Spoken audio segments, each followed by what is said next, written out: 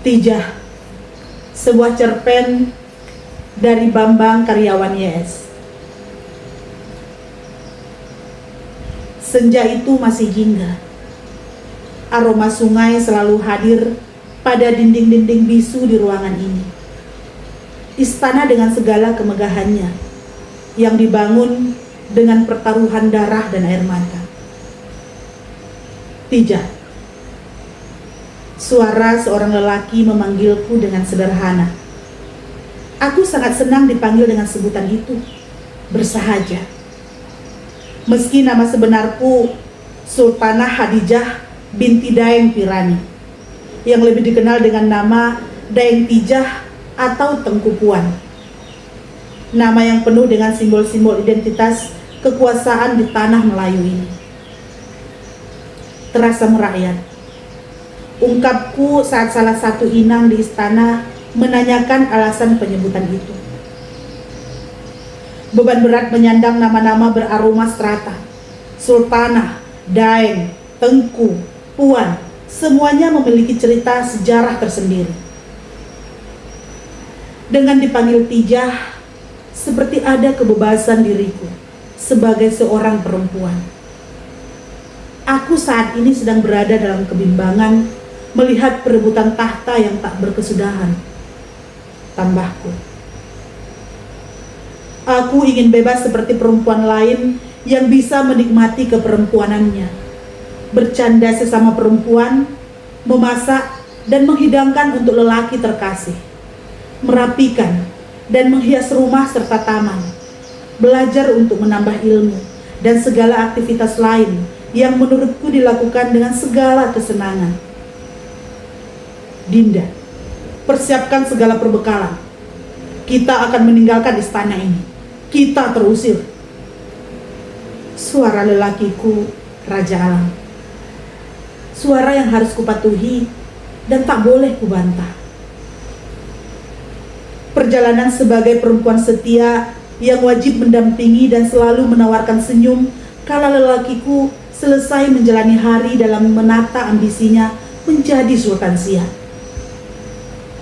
Aku hanya mengikuti arah kapal berlayar dan rimbunan misteri hutan. Dari Batubara, Palembang, Johor, Kalimantan, Siantan, dan hidup merayau di Selat Melaka.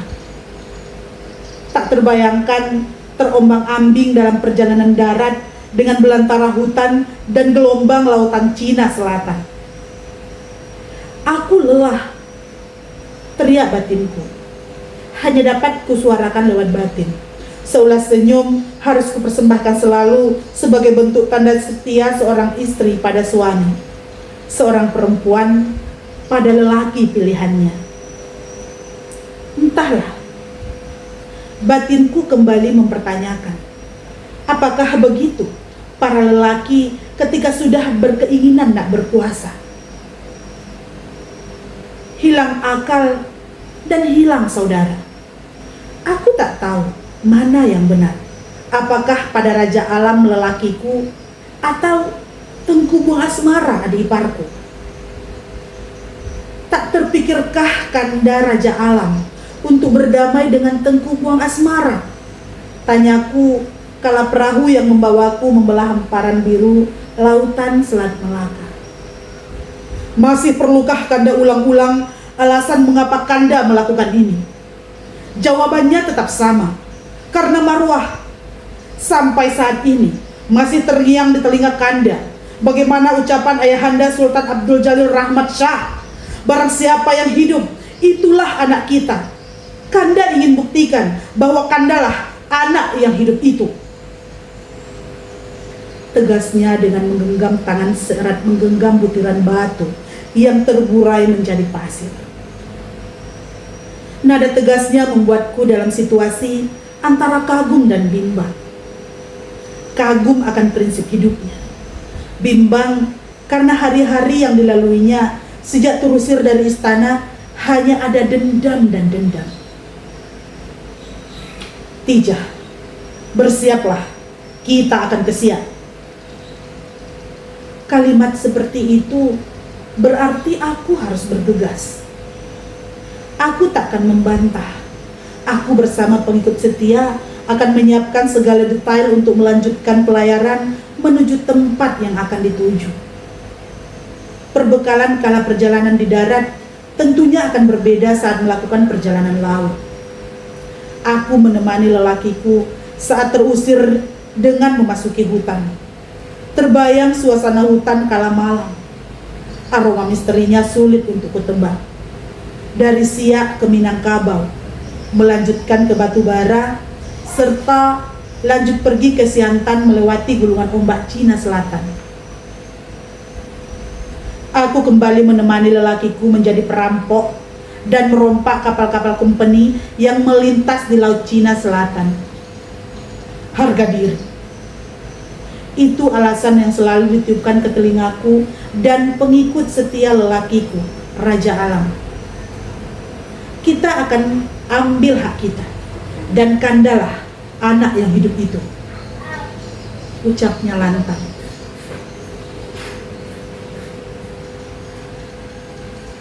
Pelayaran kali ini terasa sunyi.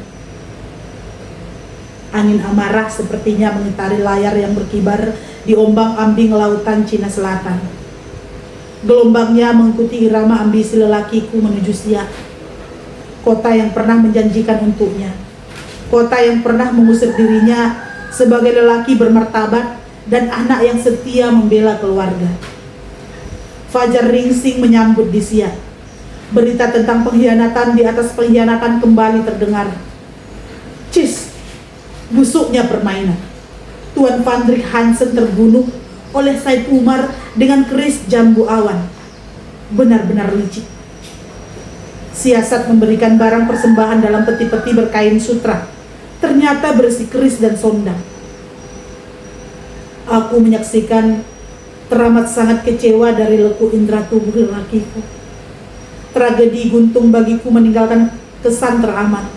Siasat yang telah disusun lelakiku menjadi poranda karena hianat. Sudah kuingatkan, Vandrik Hansen, jangan pandang rendah orang Melayu. Panjang lebar kudengarkan lelakiku meluahkan kekesalannya, berharap kemenangan sudah di ujung mata, tapi sekilas lesap dalam genggaman. Tijah, tersentak aku dalam lamunan tragedi pilu. Apa yang harus Kanda lakukan sekarang? Anak kita, Tengku Muhammad Ali pun ikut berkhianat pada Kanda. Pertanyaan yang membesarkanku sebagai seorang perempuan sekaligus luka sebagai seorang ibu.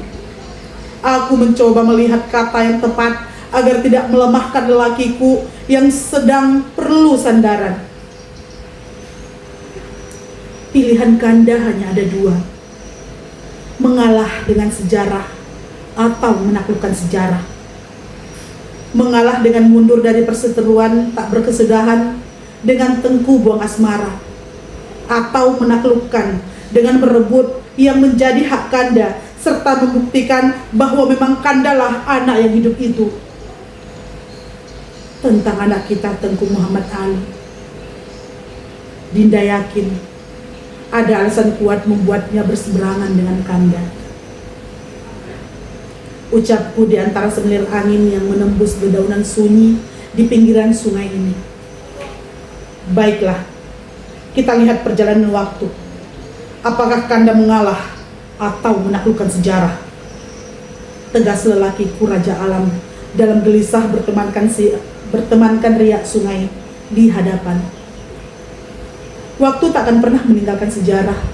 Pada penggalannya yang lelah, sejarah telah memberikan sedikit ruang pada lelakiku untuk menaklukkan sejarah. Tijah, Kanda berhasil menaklukkan sejarah. Apakah Dinda bahagia? Hanya sebuah senyum terbaik yang dapat aku ulaskan. Walau lirih, batin ini hanya membaitkan satu kata. Entah.